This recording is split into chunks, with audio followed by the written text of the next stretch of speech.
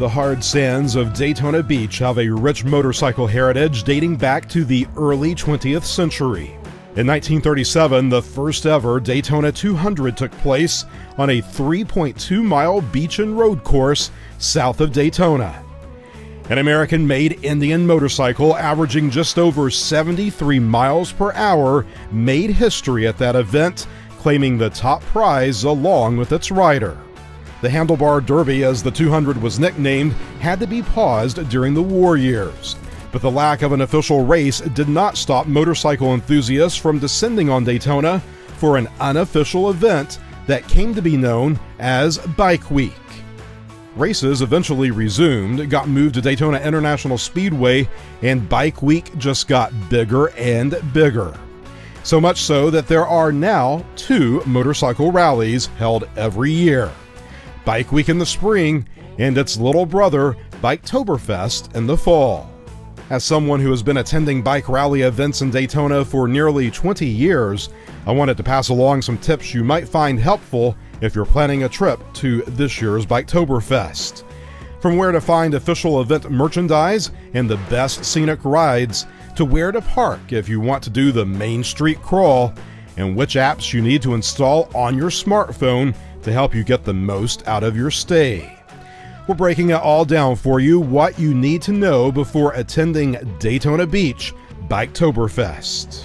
All of that and so much more coming up next.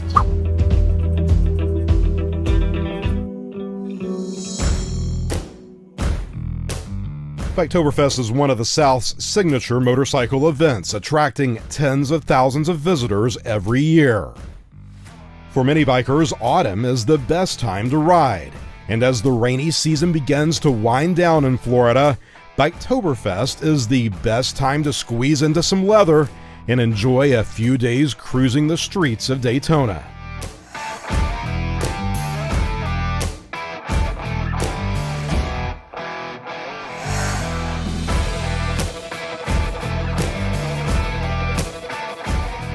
The 4-day rally happens the third weekend of October, taking over the beach town and surrounding communities. Your first stop should be the official Biketoberfest Welcome Center. Located directly across from Daytona International Speedway at the One Daytona Retail and Entertainment Complex, the Welcome Center is where you can pick up your official pin, poster, and sticker. Hours are listed on the screen.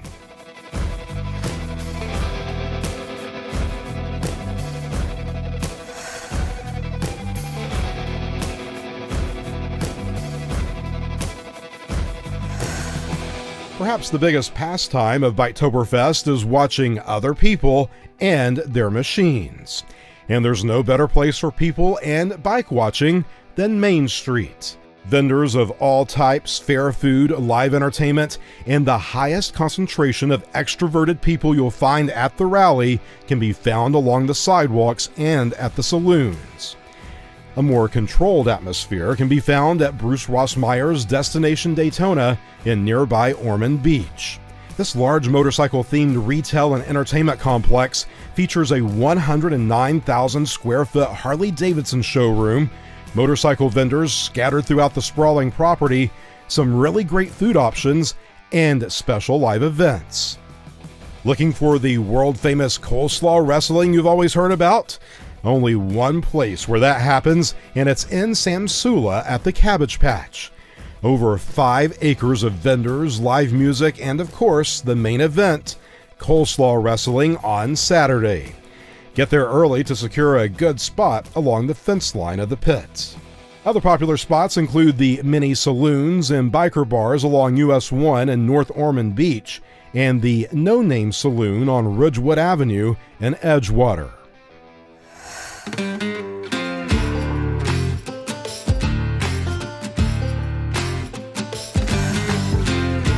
Riders always enjoy making the drive down A1A to one of the area's most iconic landmarks, the Ponce Inlet Lighthouse. During Biketoberfest, the museum will feature a special exhibit chronicling the history of motorcycles on the beach.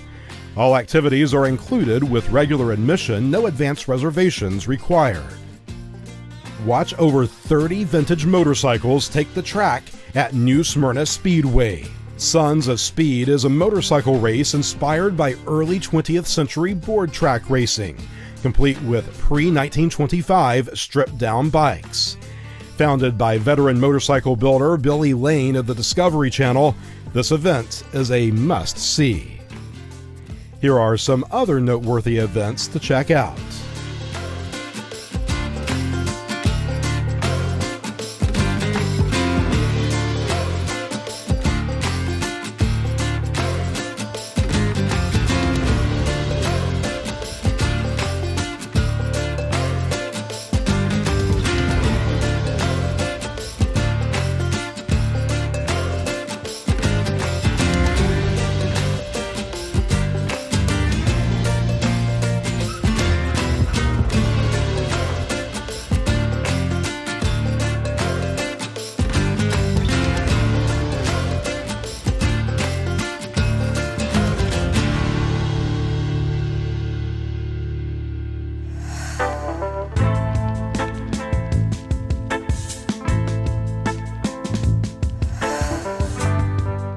Coming in at 4 miles with an estimated time of 15 minutes is the Street Festival Ride.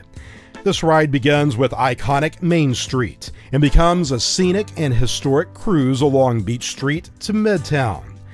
If you have some extra time, learn more about the region's past by stopping in at the Halifax Historical Museum. And don't forget about Angel and Phelps, where you can purchase some chocolatey goodness for your sweetie. A longer ride taking 45 minutes and covering 24 miles is the Ponce Inlet Ride. This loop begins along the Atlantic coastline and returns along the Intracoastal, passing by landmarks like Racing's North Turn and the Ponce Inlet Lighthouse. Covering 23 miles and taking approximately 36 minutes is what many consider one of the most iconic scenic rides in all of Florida. The Ormond Beach Scenic Loop is part of a 30-plus mile double loop known for its lush canopies of live oaks and scenic ocean, river, and marsh views. Stops include Bulow Creek State Park, the Fairchild Oak, and Tomoka State Park.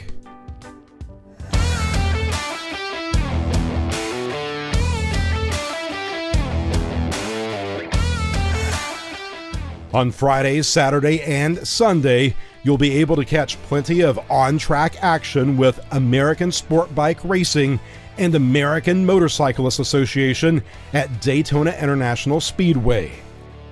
In addition to watching riders take to the high banks of Daytona, spectators can also see live entertainment, shop at a variety of vendors, and have some fun in a fan zone.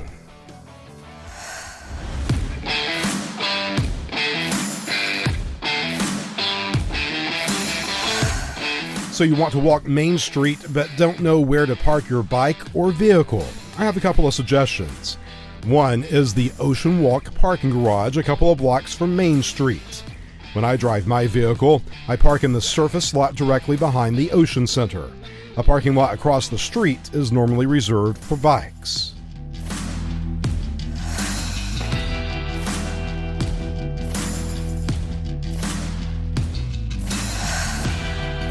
Hop on your bike and get away from the crowds by exploring the Daytona Beach L Trail. A number of locally owned brew houses have opened up in Volusia County in recent years by people who are truly passionate about their beer. Some serve up delicious food, while others have live entertainment, outdoor spaces to hang out in, and food truck events. A complete guide to the Daytona Beach L Trail, including a map, can be found at DaytonaBeach.com. You can find a direct link by visiting our website.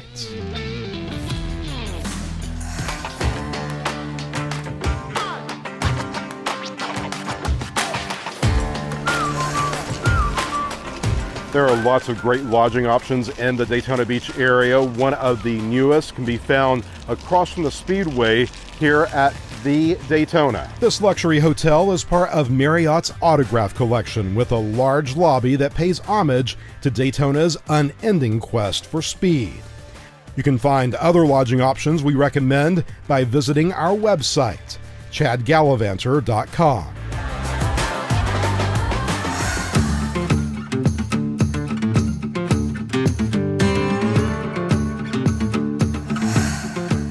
There are 2 smartphone apps we recommend downloading to get the most out of your Biketoberfest experience.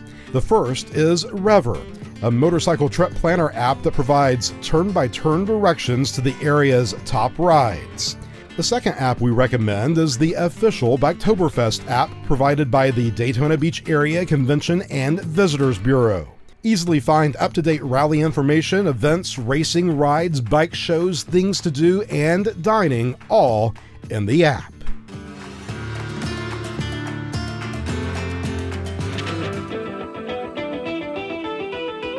That's it, our guide for what you need to know before attending Daytona Beach Biketoberfest.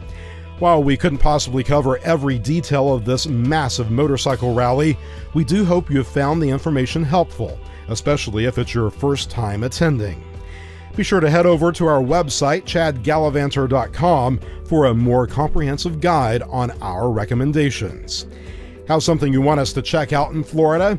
Be sure to leave us a comment. We always love hearing from you. And if you haven't done so already, do us a favor and hit the subscribe button along with ringing the notification bell so you're kept updated with our latest content. As always, thank you for watching. From Destination Daytona, see you next time.